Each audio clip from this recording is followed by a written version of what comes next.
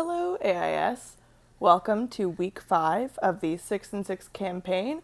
I'm coming at you live on President's Day. It's your president. So this week we are looking at project management, but before I actually got into what project management entails and what to focus on for that particular exam, I wanted to make sure to do a full recap of last week, which was construction and evaluation. And the reason why I'm correlating these two, as well as the last exam I'll be doing next week, which is practice management, is because all three of these exams are pretty intertwined in terms of the way that they focus on the administrative side of being an architect. So the first three exams that I did, programming and analysis, project planning and design, project development and documentation, those three focus much more on the design process, starting from pre-design all the way to schematic design, design development, construction documentation, all of that. But these three focus more on the administrative side. What does it mean to be a project manager? How do you make sure that you're actually handling the liability side of buildings? How do you make sure that you're communicating properly and that you are actually understanding what the role of an architect is in comparison to the owner, a contractor, a consultant, etc. So in order to show you that, I wanted to sort of highlight that all three of these really touch in on the AIA contract documents, and what those contract documents are, those are the relationships between different parties in a project. But the three exams touch on different contracts because they're focusing on different aspects of project administration. So when you look at the reference matrix in the ARE 5.0 handbook, and you look at orange is the construction and evaluation, purple is project management, which is the one I'm doing this week, and blue is practice management, you can start to see that construction and evaluation really focuses on not only the key contracts between the owner and contractor, between the owner and architect, and between the general conditions for the contract, but they also include, these are all these bottom orange tabs, they also include contract administration and project management forms. So that ranges from how to actually execute a change order, how to do a certificate for payment, how to do certificates of substantial completion, and all of that. Project management, on the other hand, touches not only on the key agreements between the different parties, but they also touch on not only the agreement in a design bid build, which is a standard project delivery method, but also other project delivery methods. So you can start to see integrated project delivery, as well as when the construction manager is brought in earlier in the process as well. And I'm calling attention to this because I'm really learning that not only through my experience, but through my research on the ARE 5.0 community, that my order might not be the best order to go about these exams.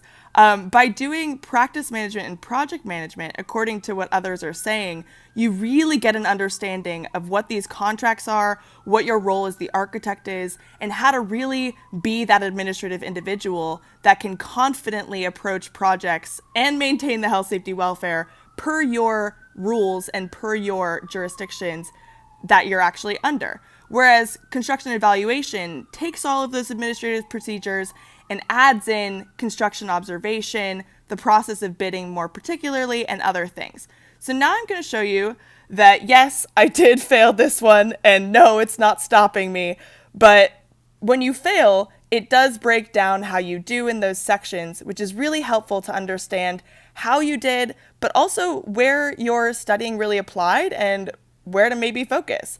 But at the same time, I want you all to know that just because you did well on a section in your first go around doesn't mean that you shouldn't focus on studying for that in your second go around or third go around, depending on how many you need, because each version of the test that you get will be completely different, so you never know what to expect. But just to review, construction and evaluation had 4 key sections. They were pre-construction activities, construction observation, administrative procedures and protocols, and project closeout and evaluation. So this exam, like I've already said, is unique because it ties into the administrative sides of being an architect, but it also ties into the last exam I did, which was product development and documentation, in that you have to really understand all those systems. You have to understand building assemblies in order to actually be that perform your observations and site visits, and to really understand project closeout and evaluation.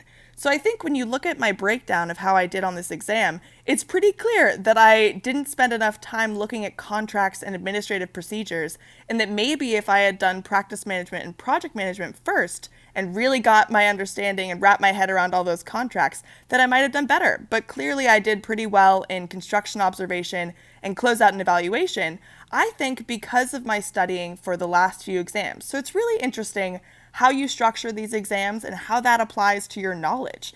But in the end, glad I didn't pass, because to be honest with all of you, I really focused primarily on A201, which is the general conditions of the arrangements between the parties, and I learned on the community that that was the primary one, but on my test there were a lot of questions on B101 as well as some other contracts that I wish I had honed in on more. So let's zoom in now on week 5, which is project management. I've already started to allude to what this exam is about, but let's look into the sections. So project management touches on the management of an architectural project, which ranges from organizing, doing contract management, doing consultant management, as well as actually office standards, developing project teams, and overall control of your client's needs, the cost, being able to be perform risk management, and actually maintain your own liability. And that's broken down into 5 key sections: resource management, project work planning, contracts, project execution, and project quality control. And when you zoom in, you see that this exam, similar to construction and evaluation, also has 95 items. The test duration is 3 hours and 15 minutes, which equates to a 4-hour appointment duration. And the breakdown is shown here. You see that it's actually pretty equally spread out amongst these 5 sections. Obviously, contracts is a pretty significant chunk. About a quarter to a third of the test will be on contracts. So I'll be focusing on those this week. Project execution as well as project work planning really tie into all of the other exams. There's a reason this one comes right before all of the key design exams, so that you can really get an understanding of how to actually execute a project, when to check back into codes, when to check back into zoning, when to really reference the contracts, and when you should be careful not to overstep your boundaries. So, for instance, the architect is primarily concerned with the design intent and making sure that the project correlates to codes, whereas the contractor is focusing more on maybe the means and methods of actually putting the project together. And if you start to question that, then it's throwing you into a very liable situation, and you want to avoid that. And then, just as per all the other ones, I highly recommend you look through the handbook and really familiarize yourselves with the minor objectives within each section, and actually do all of the sample items. Because don't forget, the people who write this handbook are the people who are writing your exam. So chances are, if you can get all of these items right and you understand the way that they're quizzing you here, you'll be much more confident going into your exam.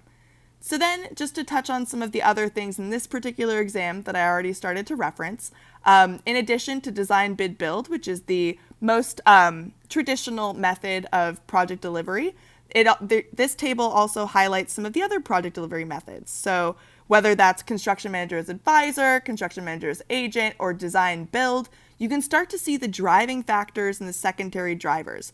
These are really important as you are negotiating a project with the owner and as you're really working through the entire project, because you can start to see that maybe if cost is your primary driving factor, you should stick with the traditional design, bid, build.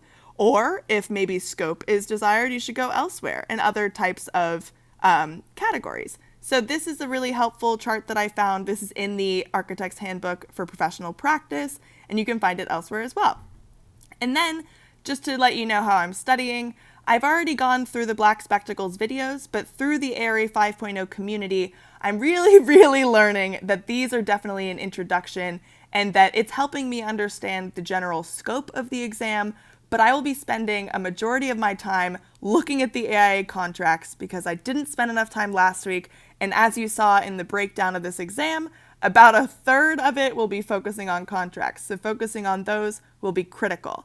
But when you look at the contract documents, not only can you look at the way that they're structured for different design, bid, build, project delivery types, or for maybe design build or construction manager as constructor, you can start to see that the different contracts change depending on the project delivery method.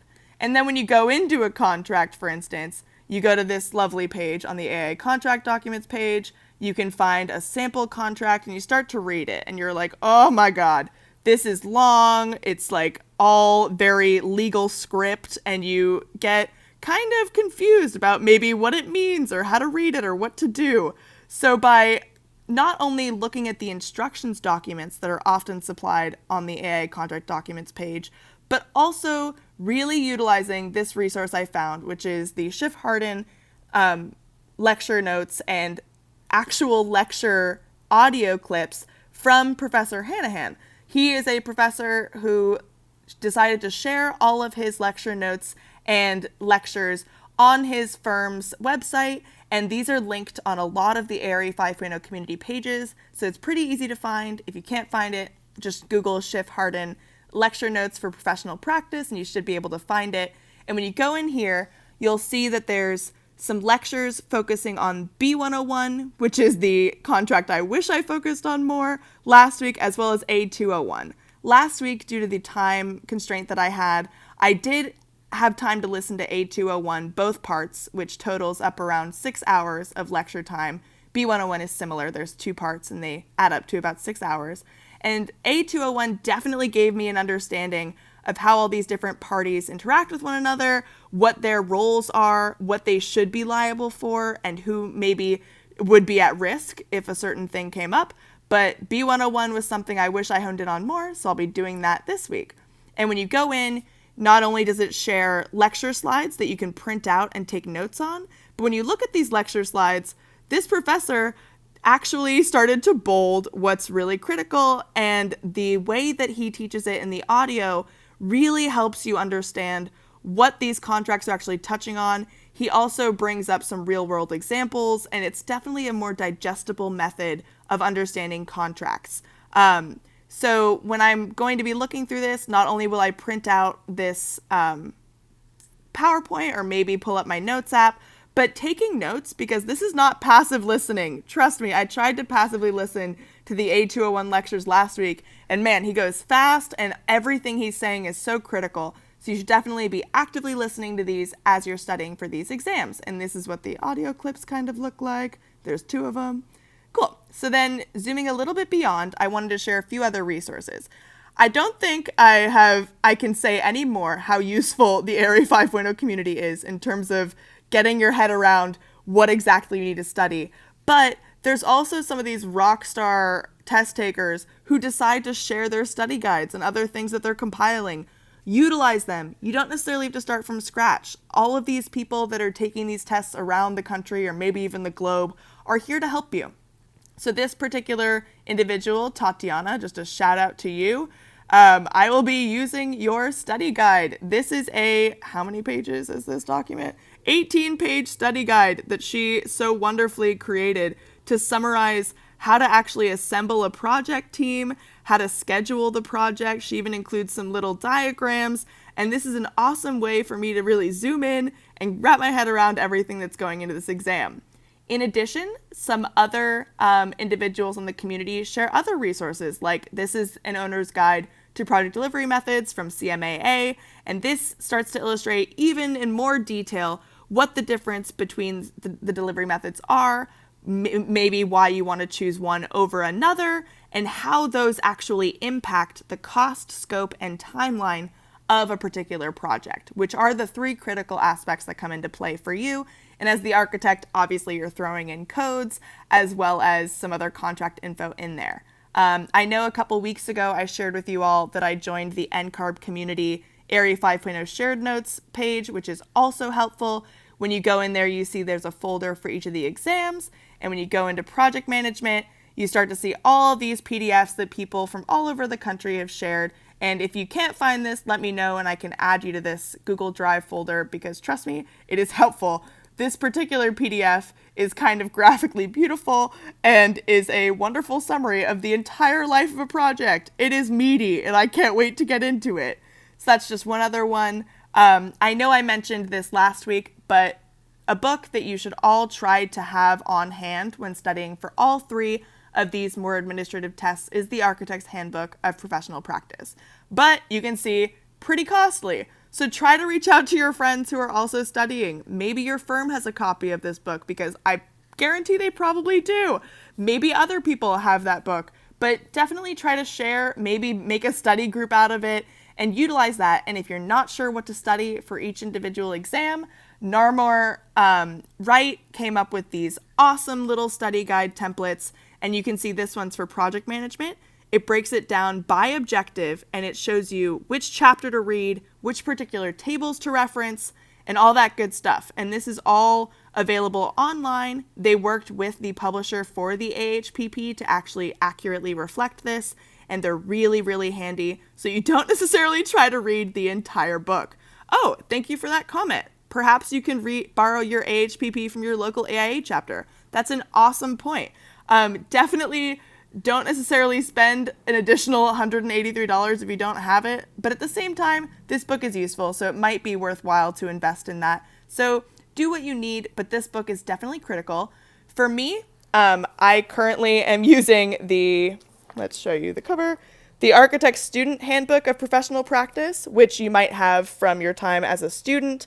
And this touches on a lot of similar topics to the AHPP, namely in section 3, which is focused on the project.